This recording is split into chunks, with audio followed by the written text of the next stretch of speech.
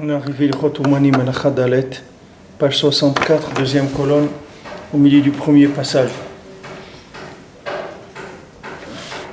Pour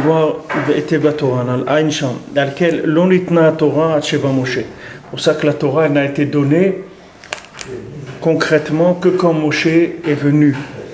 Parce qu'au moment-là, le Ham Israël s'est purifié par la force de Moshe.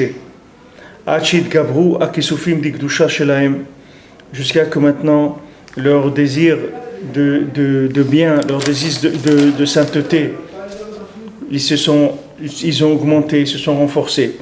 Et à ce moment-là, ils ont assemblé les lettres de la Torah en bien. C'est pour ça que la Torah a été donnée avec le son du shofar. Qui sont des havalim de Gdusha, des souffles saints. Et c'est ce qu'il avait écrit au moment de Matan Torah, ce qui est écrit que la voix, le son du shofar, il était très fort. Pourquoi il était très fort? Que le son du shofar, qui sont des souffles de sainteté, il allait se renforcer beaucoup pour aller repousser et détruire tous les souffles négatifs,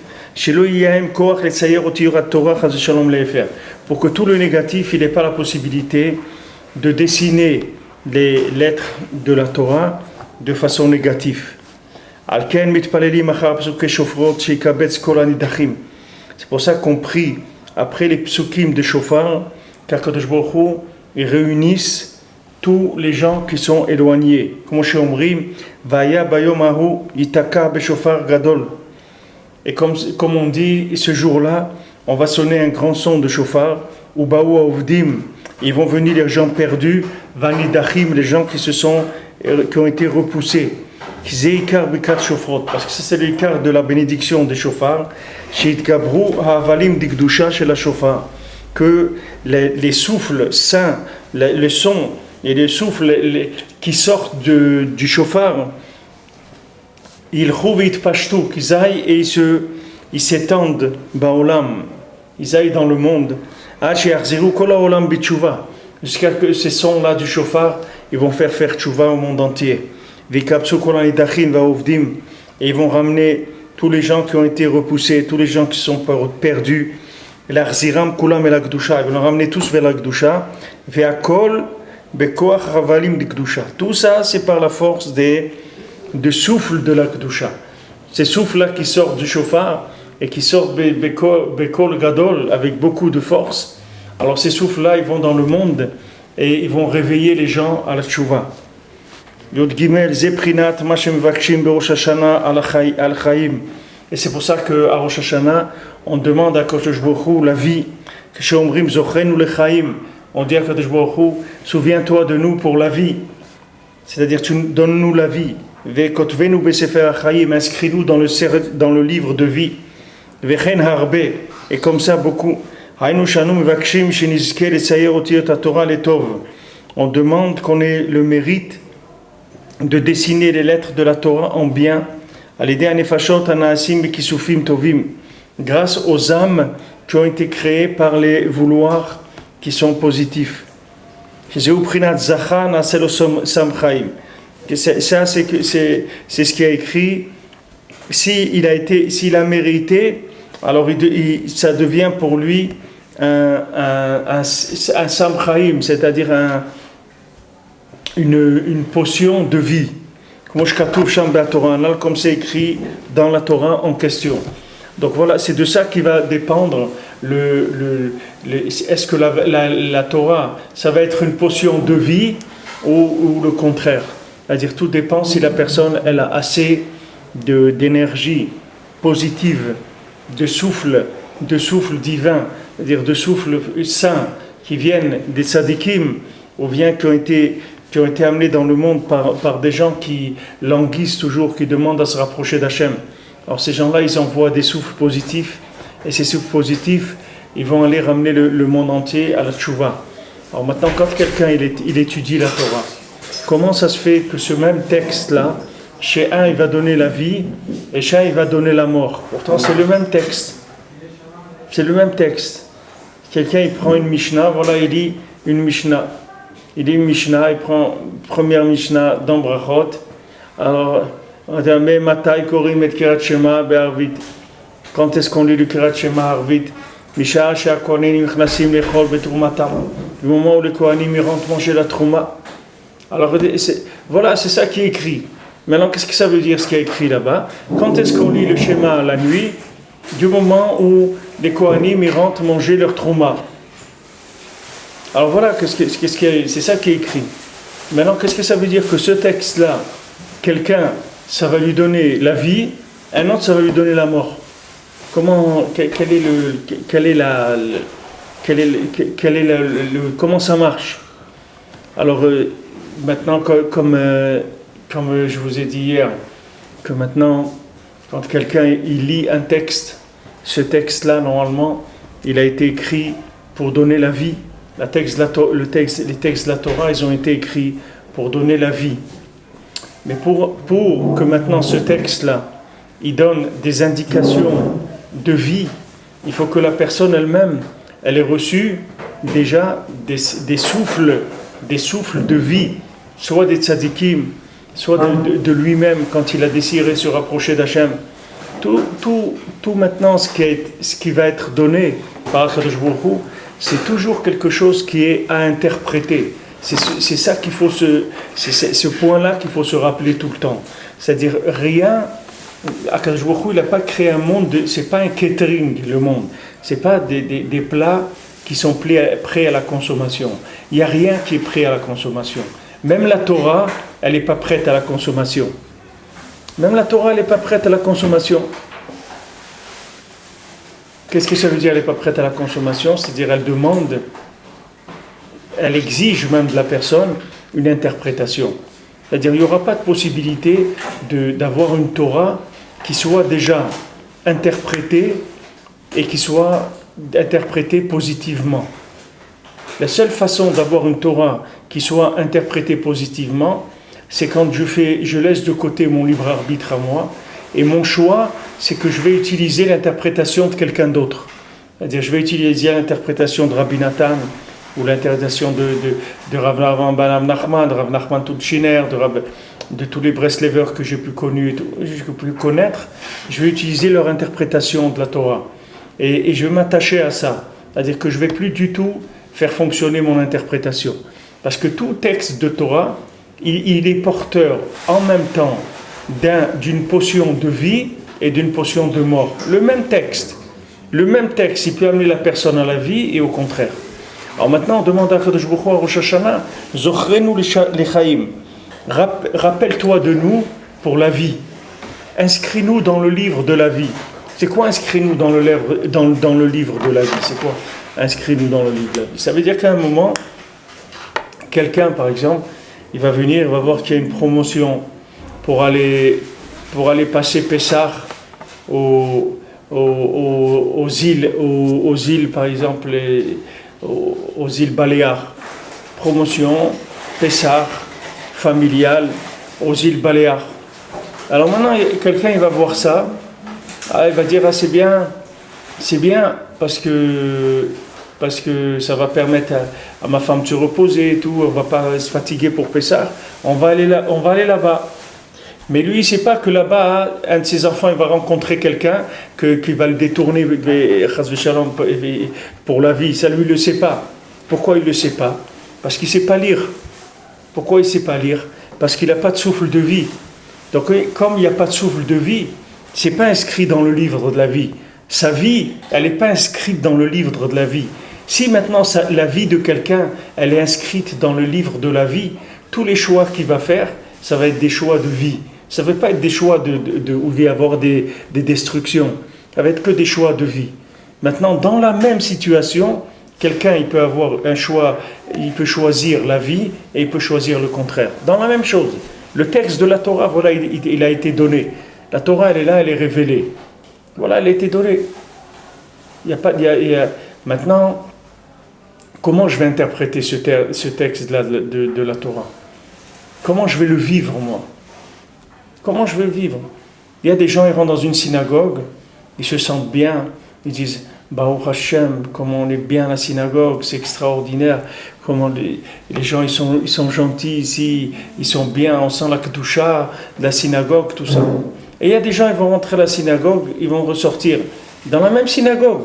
Ils vont sortir, ils vont dire oh là là, mais j'étais à la synagogue, mais je n'ai pas pu supporter. Je suis resté un quart d'heure, je suis parti. Même avant qu'ils sortent le Sefer Torah, je me suis sauvé déjà. Je n'ai pas pu supporter. Mais comment ça se fait qu'un maintenant, il est rentré, il a trouvé que c'est très bien, et l'autre, il est rentré, il est ressorti. Makara, c'est la même synagogue, c'est les mêmes gens. Qu'est-ce qu'il y a eu? C'est rien. Qu'est-ce qu'il y a eu? C'est très simple, c'est ce qu'on est en train de voir ici. Cette synagogue, elle a été inscrite pour lui dans le livre de la vie à Rosh Hashanah. Et un autre, elle a été inscrite dans le livre du contraire. Donc maintenant, lui, quand il y a un rapport avec cette chose-là, il a un rapport où il ne peut pas vivre cette chose-là. Il n'a pas d'accès à la vie dans cette chose-là. Et ça, c'est quelque chose qui est valable pour toute la Torah entière, pour toutes les mitzvot, pour Eretz Israël, pour le mariage, pour tout. Quelqu'un, il est marié, il doit savoir que sa femme, il faut qu'il la mérite. Il faut qu'il la mérite chaque jour. C'est pas une fois, il a fait la ketouba et c'est terminé. Il faut que chaque jour, elle soit méritée, cette femme-là. C'est-à-dire, chaque fois, il faut demander à Kadosh Baruch Hu, il faut demander, quand les gens ils me disent, ils viennent, ils me disent, voilà, un problème de Shalom Bayit et tout, la première chose que je leur dis, je dis, va au kotel, demande à Kadosh Baruch Hu, Hachem, je t'en prie, ne m'enlève pas ma femme. Je t'en supplie. Je sais que je suis tordu, que je suis un fou, je suis un malade, tout, mais ne m'enlève pas ma femme. Qu'elle s'en aille pas, qu'elle reste avec moi. Pourquoi? Parce que c'est ma femme, c'est tout, j'ai besoin d'elle. J'ai besoin, on a construit quelque chose, aide-nous à ce qu'on continue ensemble. Et il demande à Kadosh Baruch Hu, pourquoi? Pour qu'il lui inscrive dans le livre de la vie, dans le livre de la vie. Il y a un livre de la vie. Il faut être inscrit dans le livre de la vie pour que ça marche. Sinon, ça ne marche pas. Quelqu'un maintenant, il étudie la Gemara. Tu vas voir, il étudie la Gemara comme s'il est en train de manger des loukoum, du miel, tu vois. Chaque mot, c'est le Gan Eden, c'est extraordinaire. Et un autre, il vient, chaque mot qu'il dit là-bas, c'est comme s'il est en train de mâcher des cailloux. Mais c'est le même texte. Pourquoi toi, tu tires un plaisir et l'autre, il ne tire pas un plaisir? Parce que lui, il est inscrit dans le livre de la vie et l'autre, non. Pour la même chose. C'est-à-dire tout maintenant ce qui va faire l'approche de la chose et la difficulté de la chose, c'est uniquement combien on a reçu du souffle de vie des tzadikim. Combien ce souffle de vie il est arrivé chez nous? Oui, Rouven. Moi, le convoi de marin, j'y arrive pas. Ok, mais c'est pas... D'accord, c'est pas pour ça que je ne suis pas inscrit dans le livre de la vie. Oui, pas pour ça, pour d'autres choses. Pas pour ça, pour l'instant. Pas pour l'instant. Ça va venir. Ça ne m'appelle pas. Voilà. Parce que pour l'instant, ce n'est pas une matière vivante pour vous. Mais ça viendra. Si vous voulez, ça viendra. Si vous ne voulez pas, ça ne viendra jamais. Mais si vous voulez, ça viendra. Mais ce n'est pas pour autant que je ne suis pas inscrit dans le livre de la vie. Oui, vous êtes essayez de comprendre ce que je suis en train de vous dire. On ne parle pas maintenant de la vie qu'on va rester en vie. C'est pas de ça qu'on parle. Okay? Ça veut dire que maintenant c'est une approche vivante des choses. Une approche vivante des choses, ça veut dire que cette chose, elle vit pour moi. Pourquoi maintenant vous n'arrivez pas à étudier la Gemara? Parce que pour vous c'est une matière morte. Pourquoi les goïms ils appellent l'hébreu une langue morte? Alors que c'est la seule langue vivante du monde.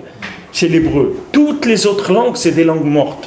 Parce que toutes les autres langues, et Mechila et Shmuel, c'est des choses qui sont très difficiles à faire descendre et à expliquer. Un petit peu qu'on puisse se concentrer. Maintenant, l'hébreu, c'est la seule langue vivante. Pourquoi?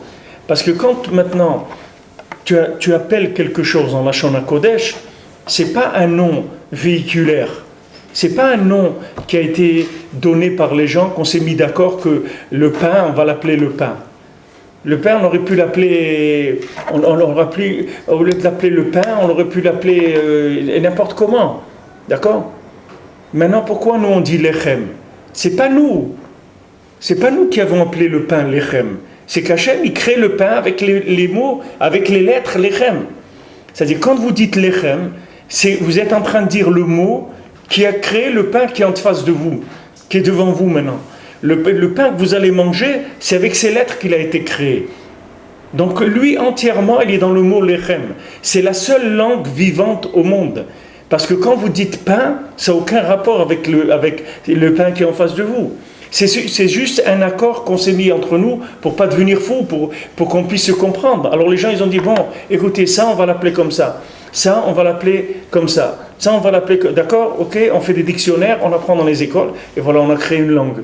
Alors les gens, ils vont... Bon, c'est un peu plus profond que ça, mais je ne vais pas rentrer là-dedans maintenant. Mais en tout cas, c'est une langue d'accord tacite pour fonctionner, c'est tout.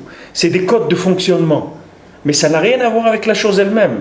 Tandis que le Lashon HaKodesh, ce sont les lettres qui créent la chose et qui la maintiennent. Pourquoi quelqu'un maintenant, il s'appelle Shimon, il s'appelle par exemple Shimon ben Sarah, d'accord? Maintenant, Chas v'Shalom, il est très malade et tout, alors on lui ajoute un nom. On l'appelle Chaim Shimon ben Sarah. Pourquoi on va lui ajouter un nom? Qu'est-ce que ça va changer? Si on lui ajoute un nom? Non, on ajoute un nom, on va lui changer le pronostic de vie qu'il a quand on va lui juger son nom. Parce que nous, quand on s'appelle Shimon, c'est pas comme si on s'appelle Simon. Parce que Simon, ça veut rien dire du tout. Simon, c'est un nom c'est un nom qui est là-bas dans le calendrier. Alors, on aurait pu l'appeler Simon, on aurait pu l'appeler Gargantua, ou n'importe quoi, c'est pas important. C'est un nom qu'on a donné comme ça. Mais nous, c'est pas comme ça. Nous, qu'on appelle Shimon, toute la vie, il est alimenté par ce mot-là, Shimon. Et c'est entièrement un Shimon. C'est pour ça que maintenant, vous pouvez me dire, il y a des livres, vous pouvez me dire comment vous appelez votre prénom, par exemple Réhouven, je vais vous dire à peu près 70% de votre vie, je vais vous la dire, elle est écrite dans des livres. Parce que Réhouven, c'est une programmation d'individus. Tous les Réhouven, à 70%, ils sont pareils. C'est une programmation, Réhouven. Shimon, c'est une programmation. Yaakov, c'est une programmation. C'est des noms de programmation de l'individu. C'est-à-dire, selon ça, il va être. Tandis que si vous l'appelez Jacob, Jacob, c'est rien du tout. C'est pas un nom vivant. Parce que chez nous, tout est vivant. C'est-à-dire que le Lashon HaKodesh, il est vivant, mamash. C'est lui qui fait la vie du monde. Puisqu'Akadosh Baruch Hu, il a créé le monde avec le Lashon HaKodesh. Akadosh Baruch Hu, il a dit des mots, il a créé le monde. Donc nous, c'est une langue qui est vraiment vivante. D'ailleurs, quand on lit les korbanot à Mitra, même le matin, ça nous est compté comme si on faisait les korbanot. Ouais. Mais on ne les fait pas, ouais. On fait les korbanot. Parce qu'avec la bouche... On prend l'animal, on le coupe, on le découpe, on exactement. on fait tout. On reproduit l'action avec la parole. C'est-à-dire, Neshal Maparim Sifatenu, c'est-à-dire on fait exactement la même chose que le korban, on le fait avec notre bouche. Alors maintenant, est inscrit dans le livre de la vie, c'est ça. C'est-à-dire que maintenant, tu peux appeler un pain, le pain, ou bread, ou el pan, ou ce que tu veux dans n'importe quel, ou le khobs en arabe, ce que tu veux, d'accord? Tout ça, ça n'a rien à voir avec le pain qui est en face de toi. Tous ces mots-là, ils sont morts par rapport au pain. Maintenant, il y a un seul mot qui est vivant par rapport au pain, c'est si tu l'appelles lechem. Alors si tu l'appelles lechem, tu es en accord avec la chose et tu reçois de l'énergie de cette chose-là. Et quand tu vas faire une bracha, le lechem, il va te donner de la vie, il va te donner du date, il va te donner des choses, il va se passer des choses. Tandis que maintenant, quand tu l'appelles pain ou bread, un truc, c'est quelque chose qui a aucun rapport avec la chose elle-même. C'est juste une nomenclature de fonctionnement que l'homme il a mis en place, c'est tout. Alors maintenant, toute la vie, dans toute la vie, c'est comme ça. Par exemple, maintenant, tu veux étudier la Gemara. Pourquoi maintenant on crie sur les gens? Il y a des gens, ils ont fait des yeshivot et tout, ils ont fait des choses extraordinaires. Mais maintenant, il vient quelqu'un qui sait à peine lire, ils lui font apprendre la Gemara. Maintenant, lui, il n'arrive pas. Parce que c'est très très dur pour lui. Alors qu'est-ce qu'il fait? Il se dégoûte de la Torah, il s'en va. D'accord? Maintenant, si ce monsieur-là, quand il est arrivé, au lieu de le faire apprendre la Gemara, vous lui faites apprendre de Chumash. Vous lui dites, venez, je vais te raconter la vie d'Avraham Avinu. Regarde comment il a vécu Avraham Avinu. Et vous commencez à lui raconter des midrashim sur Avraham, comment c'était sa vie, etc. Alors lui, maintenant, là-dedans, il va trouver un rapport, un contact. Il va se sentir concerné par ça. Maintenant, vous le rentrez dans un cours de Gemara. Il va faire des efforts énormes pour essayer de suivre. Mais au fond de lui, il est très très énervé parce qu'il sent qu'il n'a pas accès à cette chose-là. C'est pas pour lui, pas maintenant. C'est pour lui, mais pas maintenant. Ça va être pour toi, mais pas maintenant. Demande à Hachem. Demande à Hachem qui t'ouvre les portes de la Gemara. Demande-lui. Viens, demande-lui chaque jour. Hachem, viens, pleure, demande-lui. Hachem, pourquoi moi je n'aurais pas le droit d'étudier la Gemara? Pourquoi je vois des gens, ils ont un plaisir à étudier ça? Pourquoi moi c'est tellement dur pour moi? Aide-moi. Alors maintenant, quand tu fais ça, un jour, on va t'inscrire dans le livre de la vie. On va dire, Monsieur Réhouven, Gemara, inscrit dans le livre de la vie. Tu ouvres un livre de Gemara. Quelle merveille. Mais c'est extraordinaire. C'est extraordinaire. Et tu sais, tu es rentré. La chose est devenue vivante. Maintenant, prends par exemple un exemple plus courant que tout le monde vit. Eretz Israël. Tu viens en Eretz Israël. Baruch Hashem, tu viens. Tu aimes Eretz Israël. C'est extraordinaire. Tu vis ici. C'est super. Maintenant, quelqu'un te proposait n'importe quoi au monde. Tu ne ferais pas partir d'ici. D'accord? Et il y a des gens qui viennent ici et ils se sentent forcés d'être ici. Ça ne leur plaît pas ici. Ils n'aiment pas être en Eretz Israël. Ils n'aiment pas. Maintenant, si tu leur donnes par exemple un poste à New York pour le moitié du salaire qui touche ici en Eretz Israël, eh ben, ils vont l'habiter à New York tout de suite. Parce que pour eux, New York, c'est la vie. Manhattan, c'est la vie. Maintenant, attends, c'est les égouts de l'humanité. C'est mamache les toilettes du monde. Mais pour lui, c'est extraordinaire. Il voit ça comme étant extraordinaire. Alors, il veut aller là-bas. Maintenant, il a un diamant à côté de lui qui est Eretz Israël. Et ça le dégoûte. Et il est attiré par des choses qui sont dégoûtantes.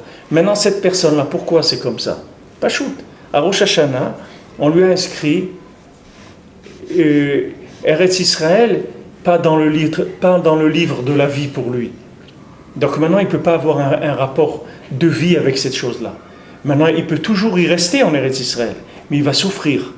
Maintenant, s'il sait pourquoi il souffre, et il est d'accord, il dit à Kadosh Baruch Hu, moi je sais qu'Eretz Israël c'est bien. Maintenant, moi, tu ne m'as pas inscrit encore dans le livre de la vie pour que je puisse ressentir le bonheur que c'est Eretz Israël. Je suis privé du bonheur d'Eretz Israël. Mais je ne partirai jamais. Sache que je souffrirai toute ma vie en Eretz Israël, je ne partirai pas. Ou tu m'ouvres la porte, que je sente un plaisir en Eretz Israël, ou ça ne fait rien, mais moi je suis prêt à faire don de ma vie pour rester comme ça. Je resterai en Eretz Israël, je ne partirai pas. Ça, c'est un degré de Emouna que la personne est là. Parce qu'elle est consciente que c'est uniquement une question d'inscription dans le livre de la vie, c'est-à-dire de recevoir un souffle divin. Maintenant, ça, c'est valable pour toute la Torah entière. Que vous étudiez le Chumash, ou la Mishnah, ou la Gemara, ou le Shulchan Aruch, ou le Midrash, ou le Zohar, ou la Kabbalah, ce que vous voulez. Il faut qu'on vous donne l'accès, les codes d'accès. Si vous n'avez pas les codes d'accès, vous ne pouvez pas rentrer. Les codes d'accès, c'est un souffle divin qui vous fait vivre la chose. C'est ça le code d'accès. Vous avez un souffle divin qui vous fait vivre la chose. La même chose que vous avez rencontré votre femme, vous avez dit, je vais me marier avec elle. Pourquoi vous êtes marié avec celle-là, pas avec une autre? Il y en a des millions de femmes dans le monde. Pourquoi se marier avec celle-là? Parce qu'à un moment, ça s'est inscrit dans le livre de la vie. Comme Kadosh Baruch Hu dit, c'est lui qui fait les Ivugim, il dit, bat ploni, les ploni. La fille d'un tel pour le fils d'un tel. Voilà, c'est inscrit. Hachem, il a fait le Shidour. C'est Hachem qui a fait le Shidour. Il a décidé, monsieur un tel, il va se marier avec mademoiselle une telle. Voilà. Maintenant, après, ils vont se rencontrer, ça va prendre du temps, etc. Jusqu'à qu'ils se rencontrent, ils vont se rencontrer. Pourquoi? C'est inscrit. Hachem, il a inscrit dans le livre de la vie, c'est-à-dire qu'il va y avoir un rapport vivant qui va changer complètement la sensation par rapport à quelqu'un d'autre. Parce qu'il va sentir une énergie, quelque chose, une vie qu'il ne va pas sentir ailleurs. Donc il va s'engager, elle aussi elle va s'engager. Sur quoi? Sur le fait qu'il y a eu Chaim là-dedans. Il y a eu de la vie. Alors tout dans la vie, ça dépend de ça. Maintenant, quand vous savez ça, une fois que ça s'est rentré dans votre cerveau, dans votre cœur, vous n'avez plus de problème dans la vie. Parce que vous savez qu'il y a des choses où vous avez reçu les codes d'accès. Il y a des choses où vous n'avez pas reçu les codes d'accès, c'est tout, c'est pas difficile. Là où vous avez reçu les codes d'accès, merci mon Dieu, là vous n'avez pas reçu les codes d'accès, vous pleurez jusqu'à qu'on vous ouvre. Vous venez devant la porte et vous pleurez. Hachem, ouvre-moi.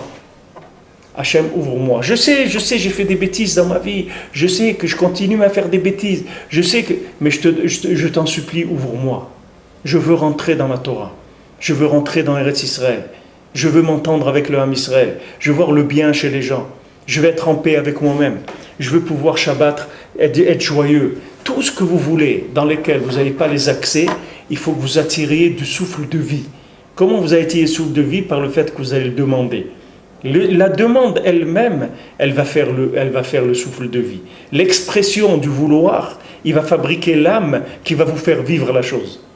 Pour l'instant, cette chose-là, elle est morte pour vous. Pour une personne, elle est morte. Pour une autre, elle est vivante. Demandez à quelqu'un. Je me rappelle à l'époque, je ne sais pas si c'était la guerre des 6 jours ou la guerre de Kippour, mais c'est quelque chose c'était une parole qui était à la mode en France. Les gens ils disaient, moi, je suis prêt à mourir pour Eretz Israël. Mais vivre en Eretz Israël, ça non. Mais vous me demandez, vous avez besoin de moi pour la guerre? Je ne sais pas si je vais revenir vivant. Tout de suite, je suis là. Présent tout de suite, je prends l'avion, je viens tout de suite. Mais vous me demandez de vivre là, je ne peux pas rester 1 heure, je ne peux pas rester ici. Pourquoi? Parce qu'il n'a pas l'accès, c'est tout. Maintenant, l'adhésion au Ham Israël, à Eretz Israël, dans son entité, ce que ça représente, 100%. Dites-lui de donner de l'argent pour Eretz Israël, il donnera. Dites-lui de venir faire, par exemple, 1 mois de dons, de travailler dans un kibbutz ou autre, il le fera, il n'y a pas de problème. Mais dis-lui de vivre ici, il ne peut pas vivre ici. Il ne peut pas. Lui, il a besoin le matin, il doit sortir, il doit sentir les odeurs du café, de la rue Montmartre, il doit entendre les poubelles qui ramassent là, il doit sentir, quand il marche, il doit sentir les petits tremblements de la rampe de métro, l'odeur qui sort de la bouche de métro, les trucs, c'est ça sa vie. D'accord? C'est ça sa vie, elle est là-bas. Pourquoi? Parce que pour l'instant, elle a été inscrite là-bas. Maintenant, ce qui sait pas lui, et ce qu'il faut lui dire, c'est que ça peut changer. Que c'est pas lui qui est comme ça. C'est que pour l'instant, ce qu'il respire, c'est ça. Mais il peut changer de respiration. Il peut respirer d'autres souffles de vie qui vont lui faire vivre d'autres choses. Ça, il ne le sait pas. C'est ça que Rabbeinu vient nous apprendre. Il dit, ok, ton capital aujourd'hui, c'est ça. Ça tu aimes pas. Ça tu peux, ça tu peux pas. Ok, ça maintenant c'est le bilan, le diagnostic aujourd'hui. Mais sache que tout ça, ça peut changer. Tout ça, ça peut changer. Ça peut s'améliorer, changer complètement. Comment? Tu l'as dans ta bouche. Beficha ou belivavcha la soto. Tu l'as dans ta bouche et dans ton cœur pour le faire. C'est-à-dire que tu vas te créer un personnage que tu vas le créer, mamash, avec ta bouche.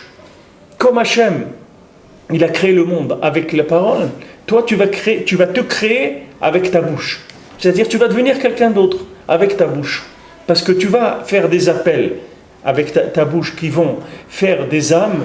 Ces âmes-là, elles vont vitaliser des endroits qui sont pour l'instant dévitalisés. Elles vont mettre de la vie dans quelque chose. Il y a des jeunes, ils ne veulent pas se marier. Voilà, ils ont 25 ans. Par l'heure du mariage. Mais pourquoi tu veux que je me marie? Ça ne me dit rien. Ça ne m'intéresse pas. Et il y a des gens, non. Il y a des jeunes, depuis l'âge de 18 ans, ils disaient, papa, il faut me trouver, je veux me marier, je veux construire une maison, je veux travailler, avoir une famille. Mais ça, c'est un niveau déjà. Quelqu'un jeune de 18 ans qui vous dit, je veux me marier, mais c'est un niveau. C'est un niveau de vie. C'est-à-dire, il ressent quelque chose dans la vie. Un autre, il est arrivé à 25 ans, 30 ans, il dit, pas envie de me marier, ça ne m'intéresse pas. Pourquoi ça n'intéresse pas? Parce qu'il n'y a pas de souffle de vie. Maintenant, si vous lui apprenez que ça peut changer, qu'il peut changer, et que le changement, il n'est pas difficile, il l'a dans sa bouche, le changement. Il a besoin de rien du tout. Il a besoin de rien du tout, il a besoin uniquement d'ouvrir sa bouche et de demander. C'est tout ce qu'il a besoin. Et la demande elle-même, elle fabrique l'âme qui va lui faire vivre la chose. Mais ça, c'est un chidouche olami, que personne ne sait ça dans le monde. Qui est-ce qui sait ça dans le monde? Que toute sa vie, elle est dans sa bouche. Qui est-ce qui sait ça? Qui est-ce qui a enseigné ça dans le monde? Que voilà, tu l'as dit, ça a été. Baruch she'amar ve'haya olam. Béni celui qui a dit et que le monde a été. Hachem, il a dit, le monde a été. Et Hachem, il te donne ce koach-là. Tu dis et ça va être. Et tu vas devenir ce que tu as dit. Maintenant, tu vois quelque chose qui est fermé pour toi dans la Torah. Ne te fâche pas. Ne te vexe pas. Ne crois pas que c'est pas pour toi. Tout est pour toi, si tu le veux. Fais tout. Tu n'as qu'à le vouloir et l'exprimer. Et ça devient à toi, c'est tout. Ça va prendre le temps que ça va prendre, c'est tout. Hachem, il peut te donner ça en 3 jours, en 3 heures, en 3 semaines, en 3 mois, en 3 ans. Ça dépend de combien tu dois remplir la bonbonne d'oxygène pour que la chose elle devienne vivante. Mais une fois que la bonbonne elle est pleine, ça y est, la chose elle est vivante. Le Ikar, c'est qu'à la fin, tu es arrivé. C'est ça le Ikar. Même si maintenant tu vas commencer à étudier la Gemara à l'âge de 65 ans ou 70 ans, c'est pas grave. Le Ikar, c'est que quand tu es sorti de ce monde, tu es sorti avec le niveau, tu as déjà arrangé cette chose-là. Elle est réglée chez toi. Tu n'as plus de problème avec ça. Et comme ça, dans tous les domaines, dans tous les comportements, dans toute la Torah, dans tout. Rabbeinu dit avec la bouche, tu peux arriver à tout. Tu as tout dans ta bouche. Il faut que ça rentre. Une fois que vous avez compris ça, c'est fini. Après, il reste qu'à s'enfermer, à parler avec Akadosh Baruch Hu, à prendre un Tehillim, à prendre à l'écouter de Philot, à faire la paracha, un Mikra Hatargum, chacun ce qu'il peut faire. Et à multiplier le Lashon HaKodesh. À multiplier, de dire le plus possible de choses en Lashon HaKodesh, de lire des textes en Lashon HaKodesh, de faire Idbodedut en français, d'enfanter des âmes qui mettent la vie dans le monde. Tous ces gens-là qui sont dans le monde, qui ne sont pas attirés par la vie, vous croyez que les gens, vous croyez qu'un être humain, il n'est pas attiré par la vie? Je crois que ça ne l'intéresse pas, la vie. Mais seulement le problème, c'est qu'il n'a pas mis d'âme dans sa vie. Il n'y a aucune vitalité dans rien. C'est pour ça qu'il est désespéré, qu'il est dépressif, etc. Parce qu'il n'y a pas de présence dans sa vie de quoi que ce soit de vivant. Dans tout ce qu'il fait, il n'y a rien de vivant. Vous avez des gens qui habitent dans un hôtel 5 étoiles, par exemple, prenez les Beatles, et je sais pas maintenant aujourd'hui, mais à l'époque, ils habitaient à New York dans un hôtel 5 étoiles. C'est leur vie, ils vivent dans une suite, dans un hôtel. Alors, ils ont le manger, on leur sert. Mais vous croyez, au bout de 3 mois ou 6 mois, vous croyez que c'est un hôtel 5 étoiles pour eux? Ça devient un truc banal. Alors que vous prenez quelqu'un d'autre, ça va paraître pour lui quelque chose d'extraordinaire, etc. Pourquoi? Parce que le renouveau, c'est de la vie en soi. Le fait que quelqu'un se renouvelle, en soi-même, c'est de la vie. Rabbeinu dit, c'est assourd d'être vieux. Pourquoi Rabbeinu dit, c'est assourd d'être vieux? Parce que Rabbeinu te dit, si tu es vieux, tu vas arrêter de vouloir le changement. Tu ne ressens plus. Hein? Tu ne ressens plus. Voilà, tu ne ressens plus, tu renouvelles rien. Rien ne se renouvelle. Tu as des vieilles cellules qui sont là, elles-mêmes, elles sont dans des cellules depuis l'histoire des temps. Et voilà, la personne, elle est là, elle vit enfermée dans des principes, etc. Mais Rabbeinu dit, assour liot zaken. C'est assour. Même chassid zaken, même tzadik zaken, c'est assour. Il ne faut pas être vieux, c'est assour. Pourquoi? Parce que tu ouvres une nouvelle page chaque jour. Chaque jour, tu prends un cahier, tu ouvres. Comme les livres, comme tout le monde a aimé à l'entrée des classes, quand il avait son cartable neuf, ou même si son cartable était vieux, mais il y avait des cahiers neufs dedans, et les couvre-cahiers, là, ça sentait bon comme ça sentait, et les nouveaux stylos, les trucs, il y avait l'odeur des feutres, des trucs. Ah, ça donne, ça y est, mamache, on est plein d'espoir et tout, parce que ça y est, on va commencer, le cahier il est neuf. Tu peux me dire que je suis un idiot, j'ai rien écrit encore. Ne me dis pas que je suis un idiot. Tu dis, mais on te connaît de l'année dernière. Il dit, mais ça y est, je suis plus dans cette classe maintenant. Bon, ça a changé, je suis dans une autre classe. Ne me dis pas que je suis un imbécile, j'ai rien écrit, je n'ai même pas commencé le premier cours. Pourquoi tu me traites comme ça?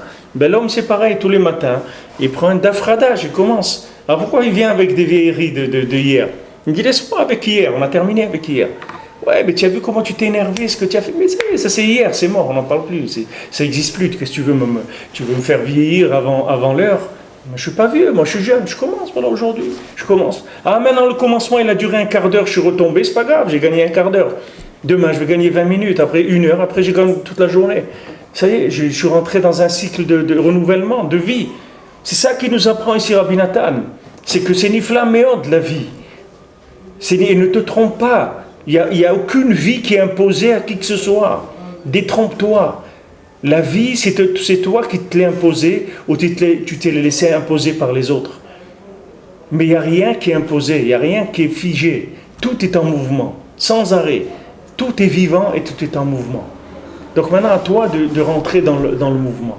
Si tu vois maintenant que quelque chose, ça je vous garantis, c'est des choses que Bor Hashem, avec le corps du tzaddik, on a expérimenté. Vous voyez quelque chose, vous n'arrivez pas dans quelque chose. Vous prenez le Likutei Etzot, les conseils de Rabbi Nachman. Vous prenez le Likutei Tfilot et vous faites tous les jours les conseils sur ce que vous avez besoin. Le conseil, si par exemple vous avez un problème dans la joie, vous prenez les conseils qu'il donne sur la joie, vous les répétez tous les jours. Et vous répétez la prière sur la joie pour les jours. Je vous garantis, c'est garanti, vous allez voir que vous allez changer. C'est garanti. Parce que maintenant, vous allez produire, à chaque fois que vous allez dire le texte, lui-même. Quand j'apprenais avec Rav Aryeh Shapira, à la Shalom, il m'avait dit une fois, parce que lui c'était un spécialiste du Sefer Hamidot, il enseignait le Sefer Hamidot. Comment ça se dit en français comment ils ont traduit des conseils. Non, le conseil c'est écouter ça. Voilà, le Aleph Bet. Et en français, il s'appelle ça le Aleph Bet. Alors le Sefer Hamidot, Rav Aryeh Shapira, il donnait des cours sur Sefer Hamidot, c'était un très grand Talmid Chacham et tout, donc quand il y avait une notion, il connaissait tout dans la Gemara, dans le Shas, dans le Zohar, dans la Kabbalah, il connaissait toute la Torah. Donc quand il y avait une notion que Rabbeinu disait dans Sefer Hamidot, il pouvait faire sur un mot de Rabbeinu, vous faites un cours d'une demi-heure, même 1 heure, que sur une parole. Alors une fois, il m'a dit comme ça, il me dit, tu sais, tu vois, on a expliqué tout ce que Rabbeinu il a dit dans le Sefer Hamidot, etc.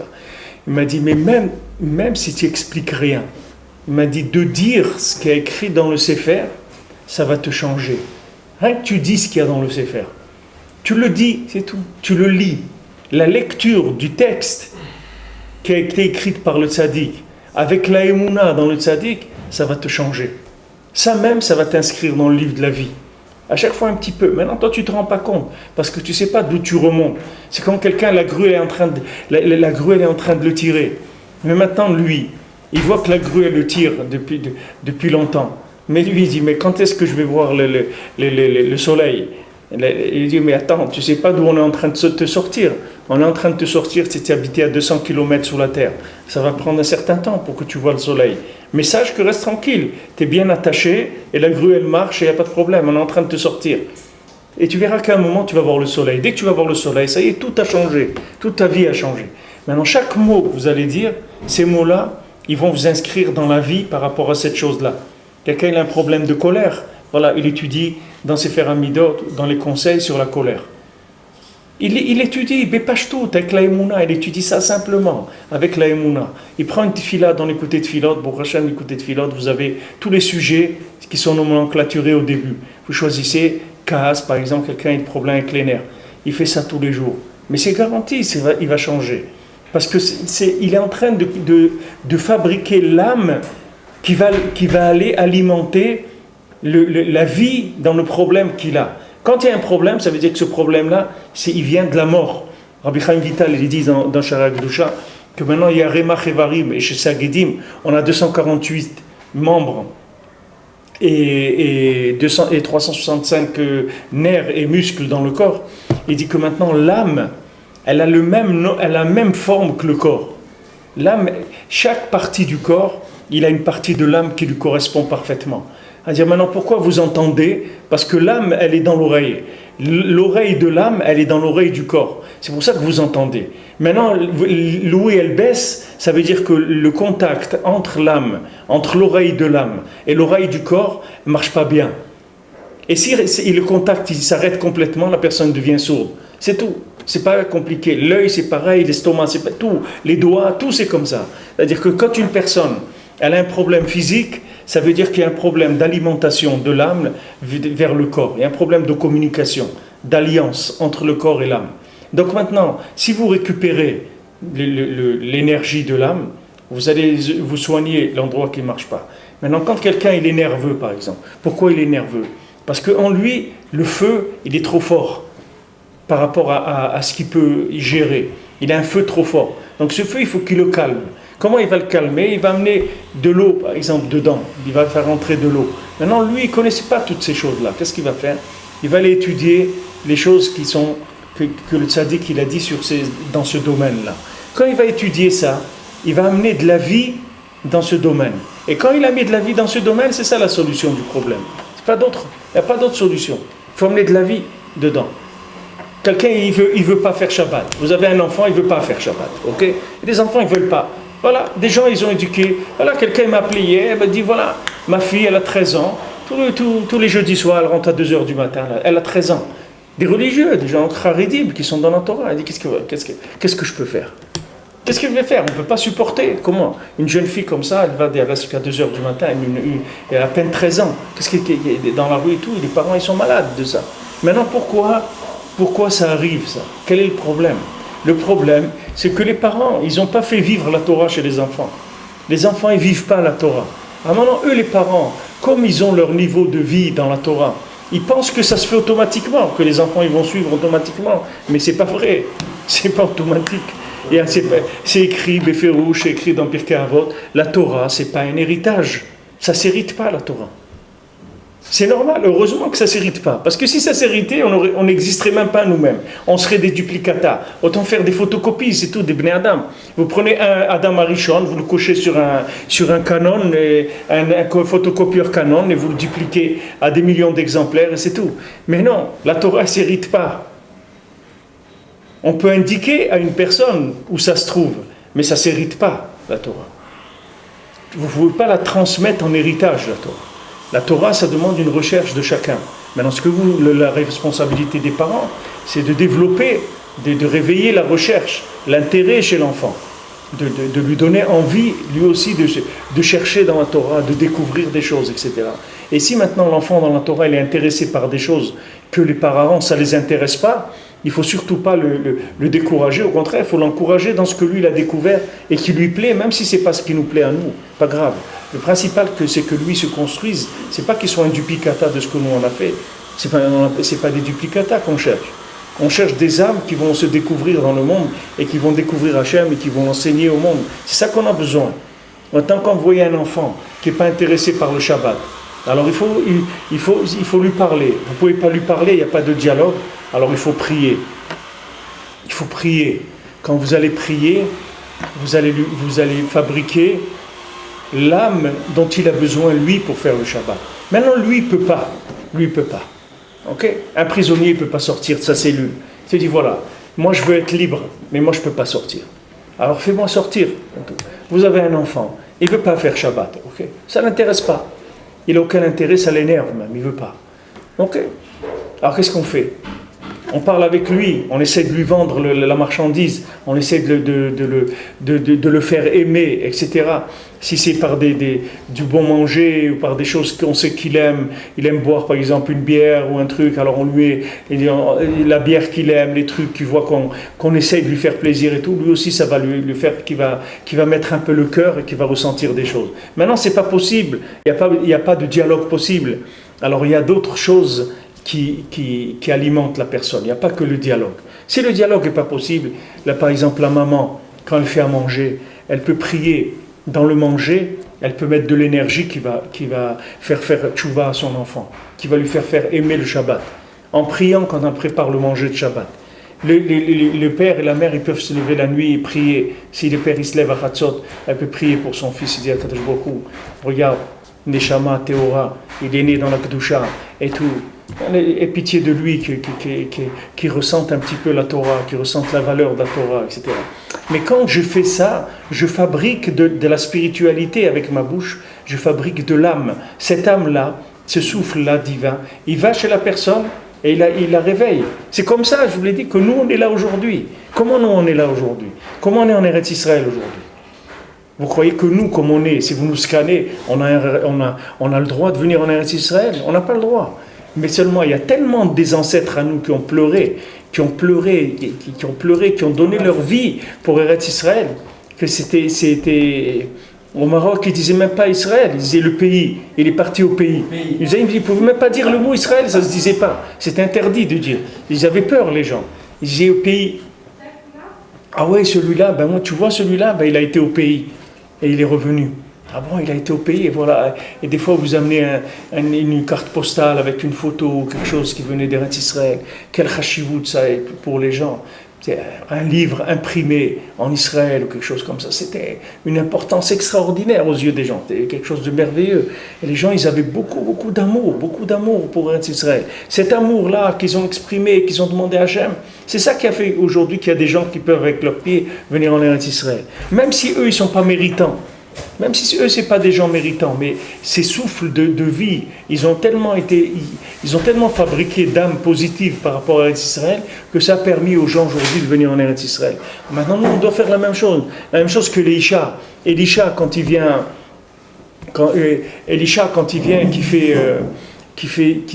qui voit ces enfants-là, que ces enfants-là, ils étaient en train d'empoisonner l'eau du village, pour que les gens ils viennent acheter de l'eau chez eux. Et lui, il est venu, Elisha, il a purifié le puits. Et maintenant, les enfants, ils ont commencé à l'appeler, tu es un raseur de Parnassa à cause de toi. À cause de toi, on n'a plus de Parnassa. Alors c'est marqué que Elisha les a regardés, ils sont tous morts. Ils étaient 40 ou 50 jeunes comme ça. Avec son regard, il les a tués à tous. Alors on dit que Elisha, il a été puni. Alors il dit, pourquoi tu les as tués? Il a dit, parce que j'ai vu plusieurs générations, j'ai vu qu'il ne sortirait rien de eux, rien de bien d'eux. C'est pour ça que je me suis permis de les tuer. Alors Rabbi Nathan, il rapporte ça, il dit qu'Hachem, il a dit, ça ne suffit pas, tu ne peux pas t'en tirer comme ça. Ils n'avaient pas de bien, il fallait toi leur rentrer du bien. Il fallait toi fabriquer du bien avec ta bouche et leur faire rentrer pour qu'ils soient bien, pour qu'ils deviennent bien. Pourquoi tu les as tués? Rav Naftali, il avait un fils qui était... Rav Naftali, à l'époque de Rabbi Nathan, il avait un fils qui est parti étudier à l'université à Odessa. Vous dites quelqu'un parti, un enfant à l'époque, aller étudier à l'université à Odessa, c'est comme si vous dites c'est devenu un prêtre chez les Mormons ou un truc comme ça. C'est-à-dire que ça y est, il ne reste plus rien du judaïsme, c'est fini, la personne elle est détruite complètement. Alors Rav Naftali, il a fait une tfila. Et son fils, il est mort. Il est arrivé à l'université, quelques jours après, il est mort. Alors Rabbi Nathan, il a dit, mais si tu as une force de prier, pourquoi tu as prié pour qu'il meure? Prie pour qu'il fasse tchouva. Pourquoi tu pries pour qu'il meure? Prie pour qu'il fasse tchouva. Rentre-lui de la gdouja. Pourquoi tu as prié pour que Chazal soit détruit? Ce koach-là que tu as, mais utilise-le pour construire, pas pour détruire. Donc maintenant, avec la bouche, la personne, elle peut arriver à tout. Elle fait son monde avec sa bouche. Et si quelqu'un, il y croit, il va s'investir et il va changer les individus. Je vous garantis, n'importe quelle personne au monde, vous pouvez la changer avec votre bouche. N'importe quelle personne. Même des gens que vous voyez qu'il n'y a aucune chance, comme vous les voyez, vous ne miserez pas un centime dessus, vous pouvez les changer, les construire entièrement avec votre bouche seulement. À vous, pas shoot comme vous êtes, vous n'avez pas besoin de voir des révélations de Eliyahu Navi, pas shoot comme vous êtes. Si vous suivez les conseils de Rabbeinu, vous allez voir que vous allez changer une personne, même si la personne n'est pas au courant de quoi que ce soit. Vous priez pour elle sans arrêt, vous demandez à Kadosh Baruch Hu. À chaque fois que vous priez pour elle, vous rentrez de la spiritualité. Combien de gens ils ont des problèmes d'éducation avec leurs enfants? Combien? Aujourd'hui, combien? Les gens ils sont habitués, comme on dit, ils se sont fait une raison. Les gens ils disent oui, mais de toute façon c'est courant aujourd'hui, dans chaque maison il y en a un ou deux qui dérapent. C'est quelque chose qui est connu. Il y a un ou deux qui dérapent. Pourquoi ça doit être comme ça? C'est pas vrai. Bon Hachem, il y a des milliers de familles, il n'y a personne qui dérape. Pourquoi c'est comme ça? Parce qu'il y a besoin de tefila, il faut plus de tefila, c'est tout. Il faut s'occuper d'eux. Comment on va s'occuper d'eux?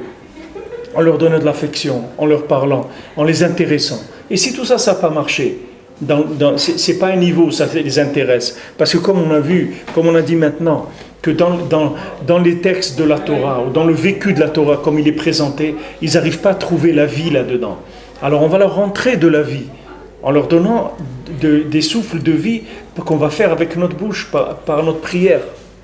Bien sûr que cette prière-là, pour qu'elle ait de l'intensité et tout, elle a besoin d'être attachée au tzaddik, elle a besoin du srout de tzaddikim, d'aller à Ouman, d'aller à Rabbi Shimon, d'aller où chacun il peut aller pour là-bas intensifier intensifier l'énergie de la prière, pour que la prière elle soit plus forte, pour que l'âme qui va fabriquer, elle soit beaucoup plus forte. Ma mère, elle est à Shalom quand j'étais jeune, quand j'étais adolescent.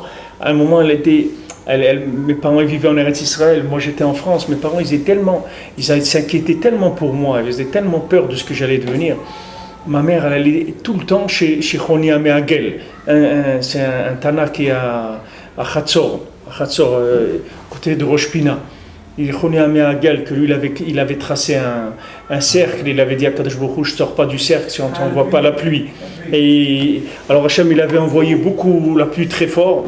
Choni Améagel il dit attends, je n'ai pas dit le déluge, je t'ai dit de la pluie, c'est tout. Et alors Hachem il a dit tu as de la chance que tu es Choni Améagel, tu joues, il dit je t'aime bien, tu oses, mais je t'aime bien. Ma mère elle allait là-bas tous les mois.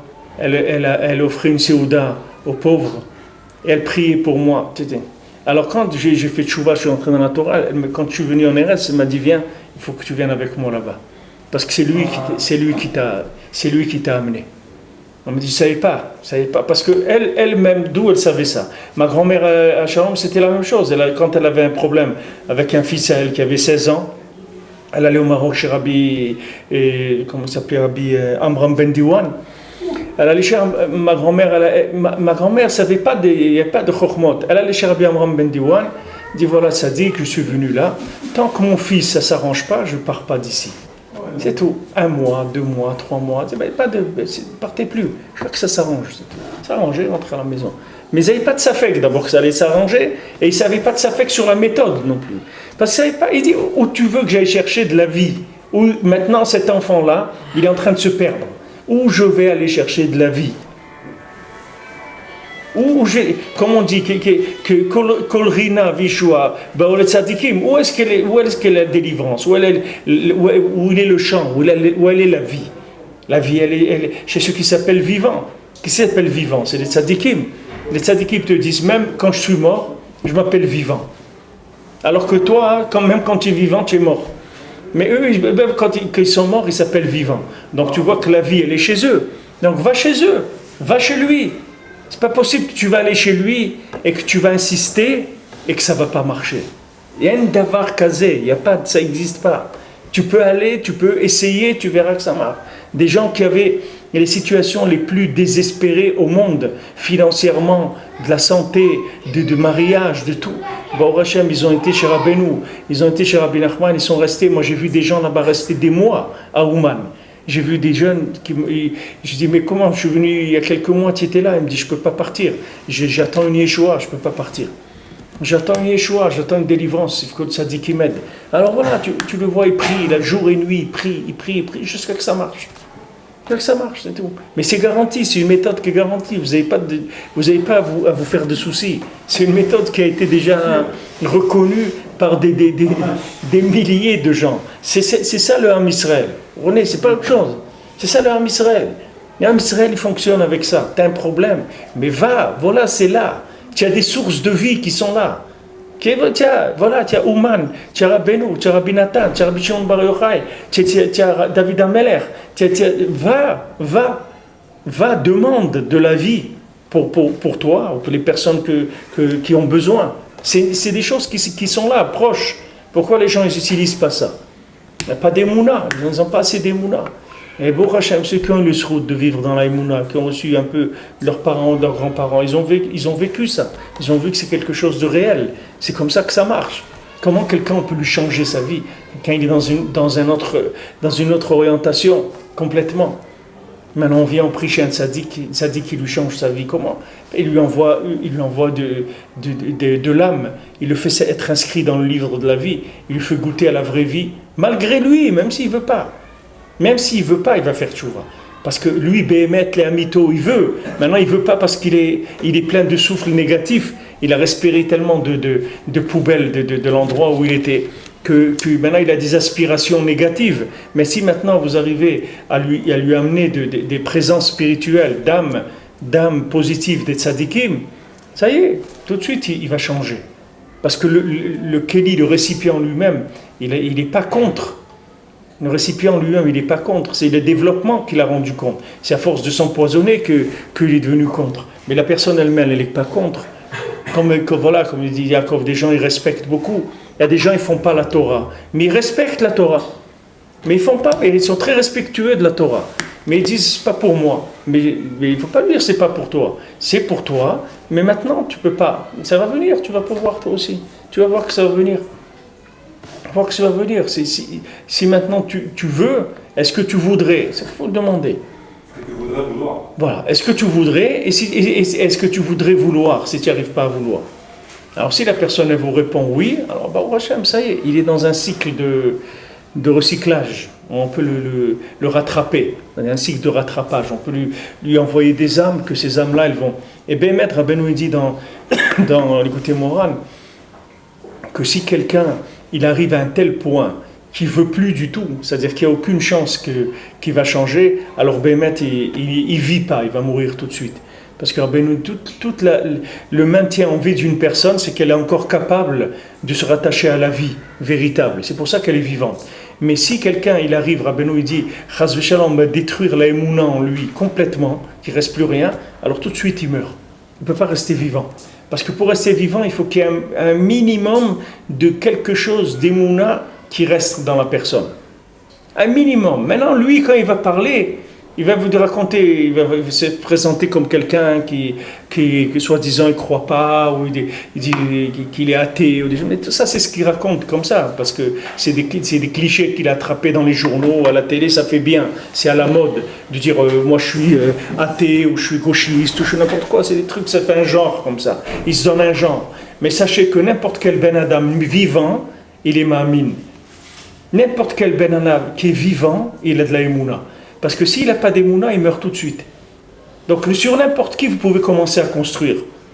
Sur cette base qu'il a de émouna, même s'il est infime, vous pouvez envoyer des souffles de vie qui vont commencer à construire petit à petit. Petit à petit, je sais que vous allez voir un changement. Personne ne va changer. D'un coup, vous allez voir un changement dans une chose, dans une autre. Puis Tom va faire une mitzvah, Tom va faire quelque chose. Il va dire quelque chose avec sa bouche, vous dites, mais comment tu parles? Je t'ai entendu dire... Ouais, voilà, maintenant ça y est, voilà, la personne elle-même, mais c'est même pas ce qui se passe avec elle. Mais sa vie, elle change. Que avec les diburim des tzadikim, c'est tout. Diburim des tzadikim, l'âme du tzadik, la prière chez le tzadik, ça change tout. Donc quelqu'un, il ne peut pas venir et dire ouais, moi j'ai pas de solution, parce que les solutions, elles sont là. Maintenant, il ne peut pas les faire, ou il ne veut pas les faire. Alors, c'est là où est le problème. Mais le médicament, il est là. Si tu veux, tu le prends, ça marche. Il est garanti, le médicament. Il faut le prendre. Il faut le prendre, il faut y croire. Essaye déjà. Tu veux essayer, essaye. Tu vas voir que ça marche. Alors, de quelle manière on peut prier pour ces gens-là? Qu'est-ce qu'on a à dire? Qu'est-ce qu'on doit faire? Rien du tout. Ce que vous avez dans le cœur, c'est tout. Quelqu'un, ça vous fait de la peine, ce qu'il a, ce qui lui arrive. Alors voilà, vous priez pour lui. Hachem, aie pitié de lui. Vous donnez une pièce à la tzedaka, vous faites un mizmor teilim pour lui. Un tikkun klali, dit voilà. Hachem, ce tikkun klali, je le fais pour cette personne-là. Par le mérite de ce tikkun klali, tu l'aides, qu'il s'en sorte. C'est tout ce que vous avez à faire. Vous allez à Ouman, vous allez ici, vous allez David Ameler, vous allez Shimon HaTzadik, vous allez Rabbi Shimon Bar Yochai et le Harizal.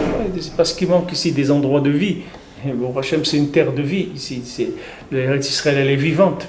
Il y a tellement de tzadikim qui sont enterrés en Eretz Israël. C'est une terre de vie, mamash.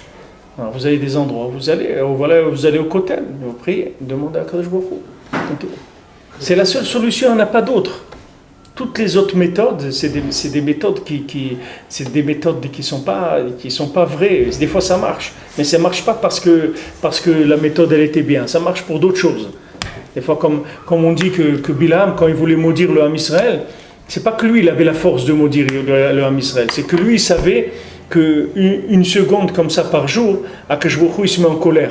C'est écrit dans la Gemara Brachot que lui, il savait voir, il y a une seconde où Akadosh Baruch Hu il se met en colère, et à ce moment-là, lui, il maudissait. Alors sa malédiction, elle marchait. Mais c'est pas parce que lui, il avait la force de maudire, c'est parce que lui, il savait quel est le moment où la malédiction, elle pouvait attraper dans le monde. Et par rapport à, et donc il cherchait ce moment-là, et quand il y avait ce moment, il maudissait. C'est ça qu'il savait Bilam, la Gemara le dit comme ça. Ça veut dire que maintenant, n'importe qui, avec sa bouche, il peut s'en sortir, avec du positif. Maintenant, si lui, pour l'instant, il est muet, pour une raison ou pour une autre, que lui, il n'est pas capable maintenant d'ouvrir la bouche, alors vous pouvez parler en son nom. Vous pouvez parler pour lui, vous pouvez faire des choses pour lui. Une tzedaka, une prière, un repas chez Tzadikim, une tzedaka pour Shabbat, un pauvre, ce que vous voulez. Vous pouvez faire pour le mérite de quelqu'un. Dit voilà, je donne ça au mérite de quelqu'un. Comme si vous prenez quelqu'un qui est mort maintenant. Quelqu'un, il est niftar. Il peut faire quelque chose. Il peut rien faire. Maintenant, vous prenez, vous allumez une petite bougie pour quelqu'un qui est niftar. Voilà, c'est ceux qui sont niftar là, en Eretz. Je vous donne les noms. Aaron Smadja, Itzik Amselem. Aaron Smadja, il avait 50 ans. Itzik Amselem, 25 ans. Et Mira Sharf, elle avait 25 ans. Voilà, ces trois-là, ils sont morts, ils ont reçu ils sont morts à Kiryat Malachi. Maintenant, qu'est-ce qu'ils peuvent faire, ces gens-là? Ils sont morts à Kiddush Hashem. Mais est-ce que maintenant, eux, aujourd'hui, peuvent faire quelque chose? Ils ne peuvent rien faire. Maintenant, vous venez, vous allumez une bougie pour eux.